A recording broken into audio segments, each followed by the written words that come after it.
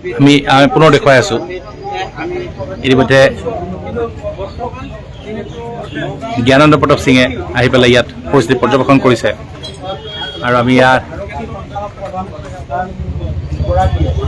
দেখুৱাই আছোঁ পোনপটীয়াকৈ বতৰটো আৰক্ষী জনক দেখুৱাই আছোঁ পৰিৱেশ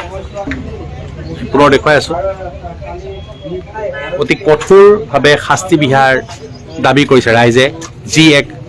ঘটনা সংঘটিত হ'ল যি আৰক্ষী থানাৰ ভিতৰত সোমাই যি গুণ্ডামি কৰিলে আৰক্ষীৰ জোৱানক মাৰপিট কৰা আৰক্ষীৰ অস্ত্ৰ পুৰি পেলোৱা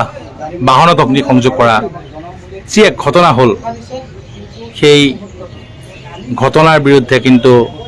সমগ্ৰ অসমতে তীব্ৰ প্ৰতিক্ৰিয়াৰ সৃষ্টি হৈছে আৰু সকলোৱে একেমুখে এই ঘটনাক ধিক্কাৰ দিছে আৰু আমি দেখুৱাইছোঁ বৰ্তমান যিগৰাকী অসম আৰক্ষীৰ বিশেষ সঞ্চালক প্ৰধান তেওঁ আহি পেলাই ইতিমধ্যে বতৰদ্ৰা আৰক্ষী থানা পৰিদৰ্শন কৰিছে নগাঁও আৰক্ষী অধীক্ষক আৰু নগাঁৱৰ মধ্যমণ্ডলৰ যিগৰাকী আৰক্ষী মহাপৰিদৰ্শক সত্যৰাজ হাজৰিকা তেওঁৰ সৈতে আলোচনাত মিলিত হৈছে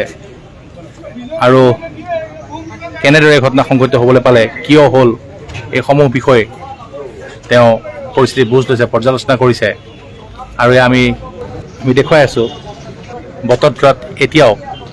চেপা উত্তেজনা বিৰাজ কৰিছে দৰ্শকক দেখুৱাই যাম এই সকলো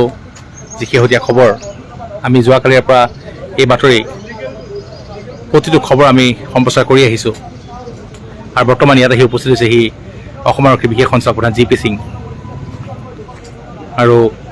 জি পি সিঙে বৰ্তমান পৰিস্থিতি পৰ্যবেক্ষণ কৰি আছে আৰু কিমান কি সামগ্ৰী নষ্ট হ'ল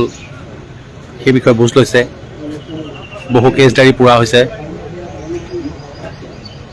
আৰক্ষীৰ বহু অস্ত্ৰ জ্বলি ছাই হৈছে এই সকলো বিষয়ে বৰ্তমান বুজ লৈ আছে সকলোবোৰ বিষয়ে নগাঁও আৰক্ষী অধীক্ষকৰ সৈতে তেওঁ কথা পাতিছে তদন্ত প্ৰক্ৰিয়া কিমান দূৰ আগবাঢ়িছে এই বিষয়ে কথা পাতিছে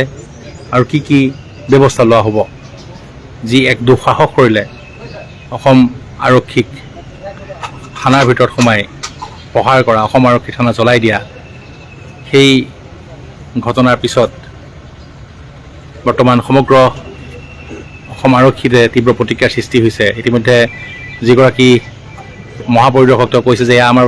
অপ্ৰত্যাশিত আৰু ইয়াৰ অন্তৰালতে গভীৰ ষড়যন্ত্ৰ আছে বহু কুখ্যাত ডকাইত এই ঘটনাৰ লগত জড়িত হৈ আছে বহু কুখ্যাত ডকাইতে এই আক্ৰমণৰ নেতৃত্ব দিছিলে বহু ড্ৰাগছ মাফিয়াই এই আক্ৰমণৰ নেতৃত্ব দিছিলে আৰু